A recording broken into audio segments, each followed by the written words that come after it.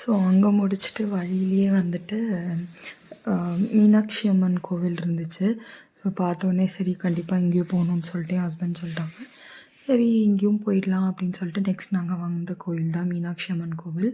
So உள்ளே வந்ததும் அவ்வளோ பெரிய ஸ்பேஸுங்க. கோவில் சூப்பராக இருந்துச்சு. யார் குஷி ஆனாங்களோ இல்லையோ என் பையன் செம குஷி ஆகிட்டான்.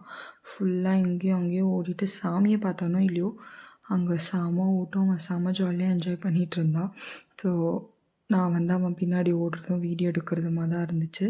கோயிலில் போய் சாமி கும்பிட்டது என்னமோ 2 நிமிஷம் தான். பட் அங்கே ஓடி ஆடி விளையாண்டது தான் அவ்வளோ நல்லா இருந்துச்சு. கோயிலில் லிட்ரலாக கூட்டம் அப்படின்லாம் பெருசாக ஒன்றும் இல்லை. பட் ஆனால் செம்ம க்ளீனாக வச்சுருந்தாங்க அங்கே. அவ்வளோ க்ளீனாக இருந்துச்சு கோயில். அவன் என்ஜாய் பண்ணுறத பார்த்தாலே தெரிஞ்சிருக்கும். ஃப்ரீயாக உட்காந்துட்டு அழகாக ப்ளசண்ட் ஒரு ஈவினிங்கை என்ஜாய் பண்ணிட்டு கொஞ்சம் ஃபோட்டோஸ் எடுத்துகிட்டு